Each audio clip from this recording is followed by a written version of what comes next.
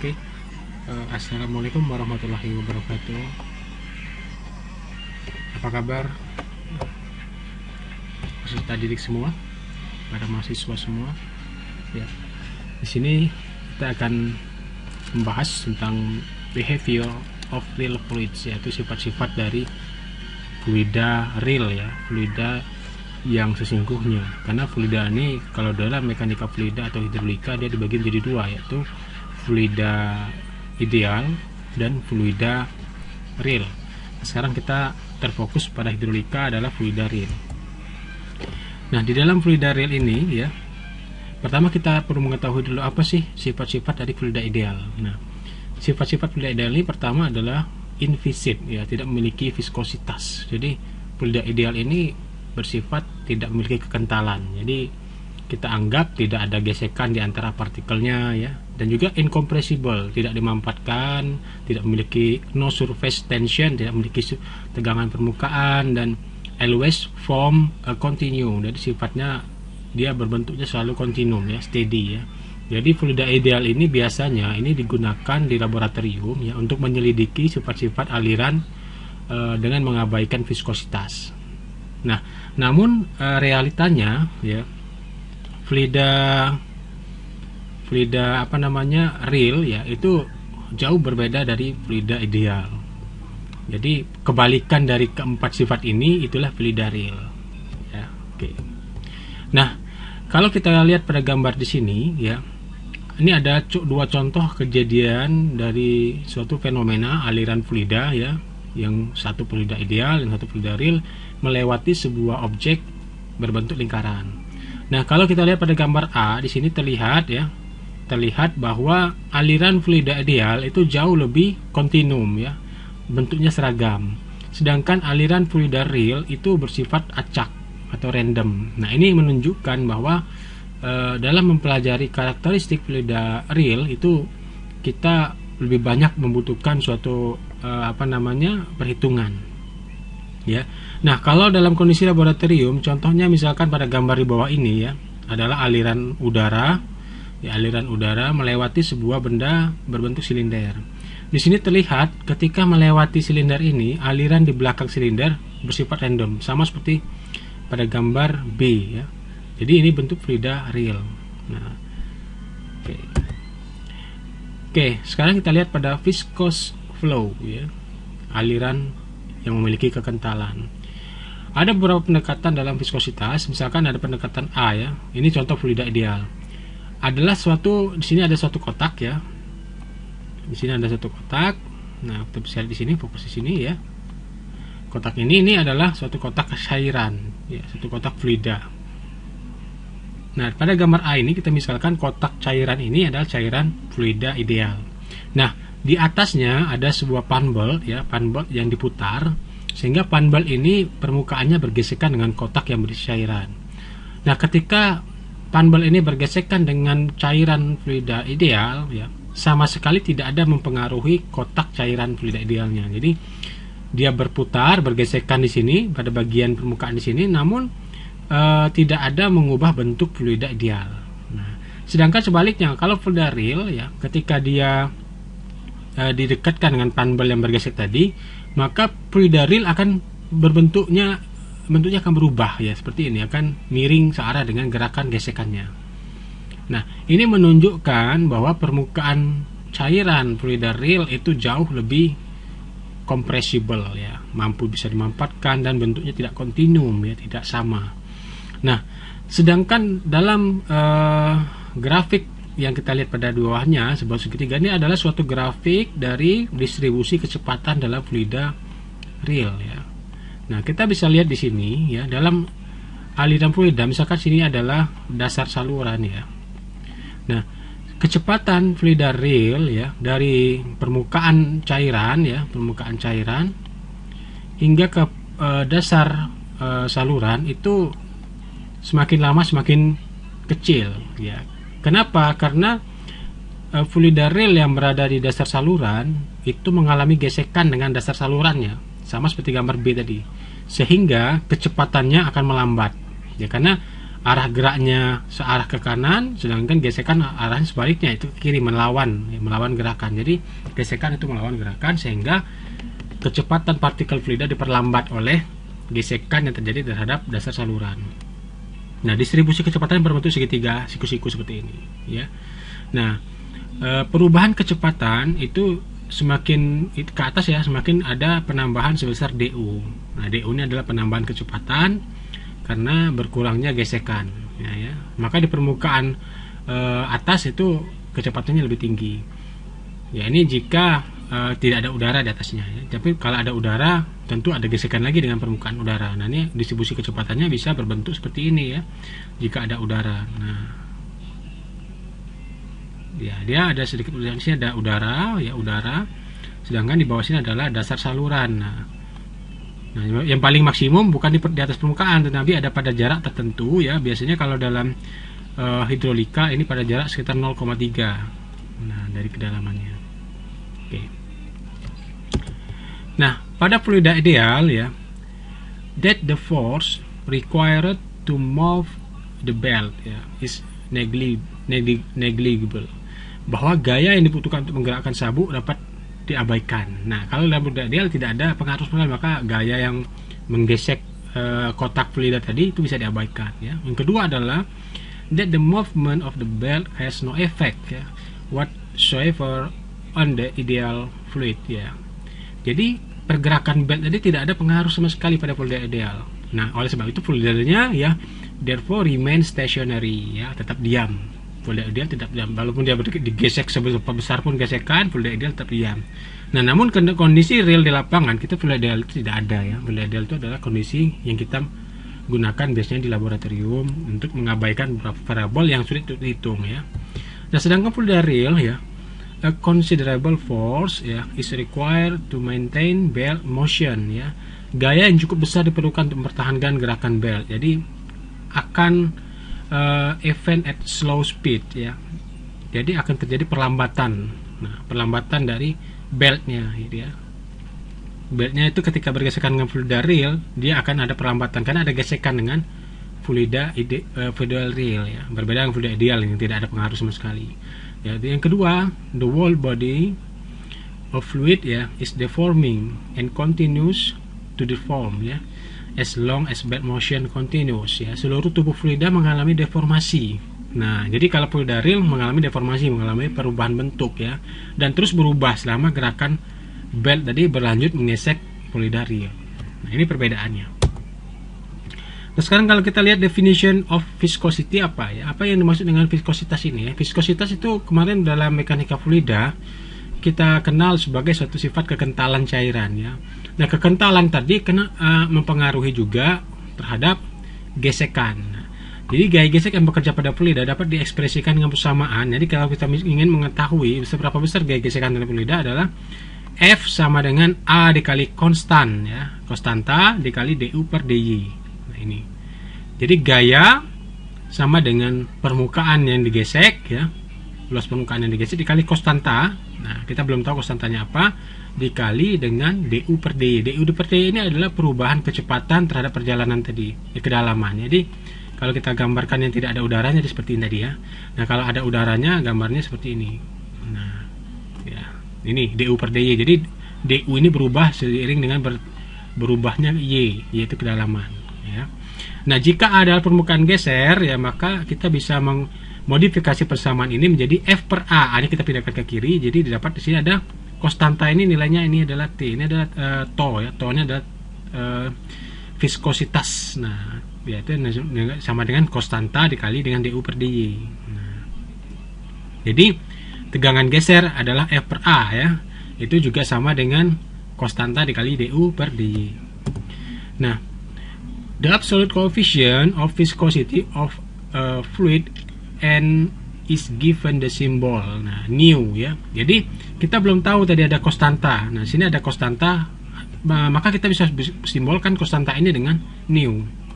Jadi simbol konstanta ini adalah nu. Kita berikan simbol nu. Nu itu adalah suatu konstanta. Nu adalah not a constant ya, tidak bersifat tetap ya. Dia konstanta tadi tapi tidak bersifat tetap. ya, for the group of fluid known as Newtonian fluids. Ya, jadi dalam suatu kelompok aliran ini disebut juga dengan cairan Newtonian. Nah, mungkin Anda sudah pernah mengenal Newtonian ini pada mekanika fluida ya. New ini adalah konstanta yang hanya terjadi pada temperatur yang tetap. Jadi di sini terjadi pada constant temperatures ya. Jika temperaturnya tidak tetap ya, maka viskositasnya juga akan berubah atau berkurang. Semakin tinggi temperatur ya, tingkat viskositas tentu akan berkurang. Jadi contohnya pada oli motor ya. Jadi semakin panas mesin motor, maka tingkat kekentalan oli itu akan berkurang. Nah, jadi itu ya. Jika temperaturnya falls ya, gini ya, viscosity rise. Nah, gitu ya. Jadi ada pengaruh temperatur dan viscosity. Di sini air sebagai cairan Newtonian. Nah, yang ketiga, there are some non-Newtonian fluids. Jadi ada juga beberapa cairan yang bukan non-Newtonian ya, bukan Newtonian. Maka new adalah fungsi dari temperatur dan rata-rata gaya gesekan. Jadi kita bisa merumuskan viskositas ya. Sini viskositas statik dan viskositas dinamik ya. Ada dua, dan di sini ada juga masih jenis. Nah, jadi ada hubungan viskositas dinamik, ada viskositas kinematik ya. Dan ada new, ada hubungannya dengan V sama dengan new kali per rho. Jadi ini ada bukan kecepatannya, adalah viskositas ya. Contoh misalkan ya, a moving belt system ya, such as depict in figure 3.3. Jadi ada gambar yang di atas tadi ya. Di sini diketahui ya, kecepatan belt ini sebesar, kita catat sini sebesar 200 mm per detik. Nah, jadi kita ketahui kecepatan belt adalah 200 U ya, adalah 200 mm per detik. Nah, the perpendicular distance ya between the belt and the metal surface. Nah, ini ada metal surface ya, 5 mm. Nah, ini kita usahakan sini Y-nya adalah 5 mm tebal ya. The belt is 500 mm. Nah, jadi misalkan kita tebalnya ada D, bisa juga istilah. Nanti kita simbolnya kita sesuaikan dengan yang pada penyelesaian ya. Lebar white-nya, lebarnya ya. Nah, di sini adalah the lubricant is oil having absolute viscosity. Nah, sini ada kekentalan absolutnya ya. Kekentalan absolutnya new-nya diketahui 0,007 ya. Newton per second meter, Newton second per meter ya.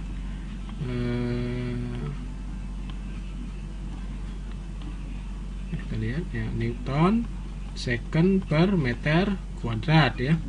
Estimate the force per unit length of the belt ya. Jadi gaya persatuan panjang belt. Nah, kita suruh mencari ya. Nah, sini kita selesaikan ya. Tadi sudah ketahui ya, absolute viskosnya 0,007 ya. Nah, DU-nya kecepatannya tadi adalah 200, jadi mm kita ubah ke meter menjadi 200 kali 10 pangkat min 3. Nah, DY-nya tadi tebalnya adalah 5 kali 10 pangkat min 3. Jadi didapatlah tegangan gesernya sebesar 0,28 Newton per meter kuadrat ya. Nah, area, nah kita tadi diketahui tebal beltnya adalah juga 0,5 ya. 1 meter ya, maka 0,5 kali 1, maka areanya kalau kita misalkan adalah 1 meter panjang beltnya, sedangkan sini ada tadi panjang kali lebar ya, maka lebar beltnya 5 mm juga, maka diketahui sini 1 dikali 0,5 maka 0,5 meter kuadrat ya. Gaya persatuan panjang dari belt ya tentu kita kalikan saja 0,28 dikali 0,5 ya. Kalau kita ingin mencari gaya persatuan panjang belt, maka didapatlah gayanya adalah 0,14 Newton. Nah, ini adalah gaya gesekan ya, antara belt dengan cairan real. Nah, to estimate discharge ya, untuk mengestimasi debit ya, kita perlu catatan di sini velocity is assumed ya, assume to vary linearly with perpendicular distance from belt ya. The discharge may therefore be obtained by taking the product ya of the mean velocity. Nah, jadi kita untuk mencari debit kita gunakan rumus. Nah, ini V kali B kali Y ya. V-nya berapa? Jadi kita mengestimasi mean velocity. Nah, mean velocity-nya berapa? Maka kecepatannya dibagi 2. Nah, mean velocity dibagi 2 ya, karena di sini kita mencari mean velocity. Dibagi 2 dikali dengan B. Nah, B itu lebar Panbelt tadi ya, dikali Y, kedalaman dari cairan ya. Maka didapatlah debitnya adalah sebesar 2,5 kali 10 pangkat min 4 meter kubik per detik. Ini debit cairannya yang bergesekan ya. Oke. Nah, sekarang kita masuk pada stability of laminar flows ya, and the onset ya of turbulence. Nah, pertama kita lihat dulu efeknya. Apa efek disturbance in the shear flow? Apa efek dari dampak dari cairan yang bergesek ini ya? Dampak-dampaknya apa? Nah, yang pertama, efek dari gesekan dari cairan ini adalah kecepatan aliran itu akan lebih lambat dibandingkan sesudah turbulensi. Jadi kita bisa gunakan persamaannya seperti ini ya. Ada nih kondisi sama ya, kondisinya bisa dibagi 2, itu kondisi A dan kondisi B. Jadi sini kita tetap sama ya, energinya sama. Ini adalah energi potensial ya, energi potensial, dan ini adalah energi kinetik. Nah, kinetik. Jadi energi kinetik sebelum dan sesudah kita ibaratkan ini masih terjadi dalam suatu hal yang sama. Ini berdasarkan hukum kekalahan energi. Nah, efek disturbance ini adalah pada cairan viskos adalah ya, mulai di alirannya tenang ya, stabil. Kita bisa lihat sini alirannya, kecepatannya sini ya, masih dalam kondisi stabil. Kita tambah debitnya, tambah kecepatannya, mulai berubah bentuk alirannya menjadi transisi. Kita lebih cepatkan lagi alirannya, maka bentuknya akan seperti sini, tidak stabil. Kita bisa lihat sini, tidak stabil ditunjukkan dengan bentuknya garis arusnya tidak sama lagi. Ya, ada yang bentuk seperti ini, ada yang seperti ini, bersifat acak. Jadi seperti ada gelombang ya. Jadi mulai dari cairan tenang kita percepat, mulai bergelombang sedikit, kita percepat lagi, lebih cepat lagi, maka cairan akan lebih bergelombang. Itu disebut dengan turbulen. Nanti kita lihat ya. Nah, dengan meningkatnya laju gesekan ya, kalau kita lihat sini meningkat laju, maka efek gangguan aliran terlihat lebih jelas ya. Nah, di sini ada perbedaan di antara UA dan UB ya, perbedaannya meningkat ya. Dimana kalau kita lihat pada hal-hal yang terjadi di sini, poin pertama, the difference between UA ya, UA dan UB ya, increase ya. Jadi ada perbedaan antara UA dan UB yang meningkat. The pressure difference, ada perbedaan tekanan ya, tekanan di A dengan tekanan di B juga meningkat ya, dengan adanya selisih dari UA kuadrat kurang UB kuadrat. Ada peningkatan kecepatan tadi, tentu ada selisih ya, selisih antara kecepatan sebelum dan sesudah. So deflection of the path line become more pronounced ya. Ada defleksi ya, defleksi aliran, ada seperti pembelokan aliran yang menyebabkan garis arus itu lebih bergelombang ya. The greater shear result in a deformation of the crease ya, crash of the path line pattern ya. Kita bisa lihat pada gambar tadi yang B ya, mulai alirannya transisi terus menjadi bersifat turbulen. Nah, 3 faktor ini dan terjadi. Jadi seiring dengan peningkatannya laju gesekan ya, meningkat laju gesekan akan menjadi adanya efek gangguan ya terhadap aliran. Jadi gesekan, secara ini kita mengetahui adanya pengaruh antara gesekan ya, gesekan mempengaruhi terhadap aliran. Nah, jadi kalau kita mendesain saluran, kita perlu memperhatikan faktor ini, gesekan. Nah, jadi maka dari itu dasar perampang saluran yang kita desain ya, itu kita perlu memikirkan apa sih material-material yang kita gunakan dalam dasar saluran dan tebing saluran ini ya. Apakah batu kali ya, ataukah semen ya, semen licin ya, atau keramik dan lain sebagainya ya, atau tanah biasa. Nah, ini perlu kita perhatikan karena ini akan mempengaruhi sifat alirannya. Oke. Nah, kalau kita lihat Reynolds eksperimen ya, Reynolds melakukan percobaan bagaimana menyelidiki dari bentuk pengaruh dari kecepatan dengan kekentalan ini. Nah, pertama kali Reynolds itu dia membuat suatu model ya. Dia membuat suatu model, di sini dia ada suatu tabung ya berisi air. Nah, terus di sini dia mengalirkan pipa ya. Nah, sini Nah, sini ada aliran terbuka saja ya. Nah, sini ada keran, dipasangnya keran, ya, suatu keran. Nah, sharing dia itu ya, di sini ada satu cairan yang disebut cairan, dia letakkan cairan warna ya, sini berwarna. Nah, dibukanya keran maka air akan keluar, maka warna ini akan menimbulkan garis arus. Nah, ini ya, keluar ya. Nah, dia memiliki pada bagian yang transparan di sini.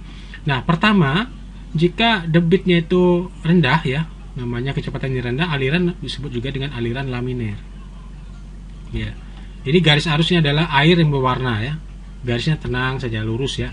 Nah, mulai kerannya diperbesar bukanya sehingga air mulai lebih cepat. Nah, mulai terjadi aliran transisi.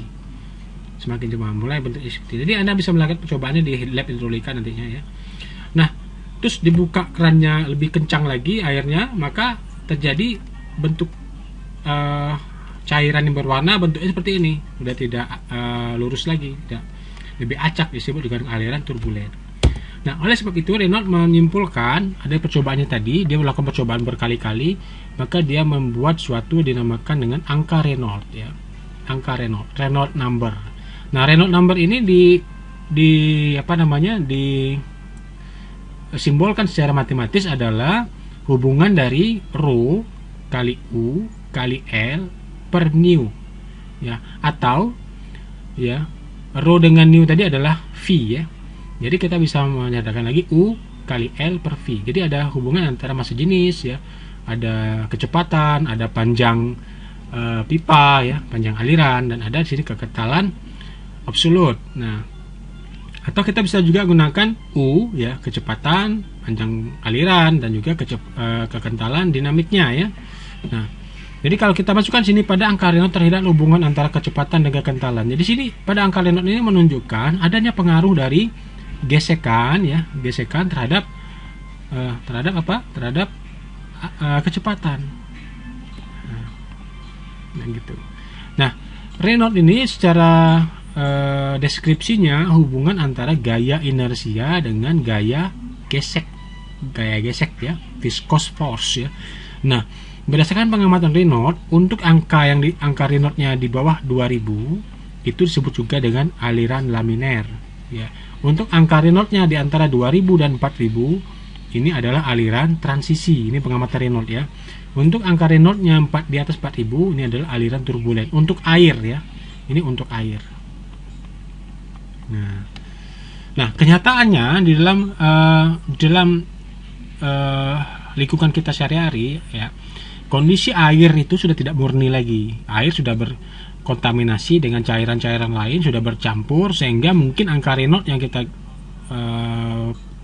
kita lihat di sungai itu tentu angkanya berbeda dengan angka Reynolds yang sudah diteliti di lab ya, karena mungkin airnya sudah belum, kalau di lab itu airnya air murni ya, tidak terkontaminasi barangkali ya dengan sedimen, tidak terkontaminasi dengan cairan-cairan lain yang limbah-limbah lain. Tapi kalau aliran sungai itu sudah terkontaminasi, yang mungkin tentu ada sedikit selisih di antara angka Reynolds yang kita ketahui ini.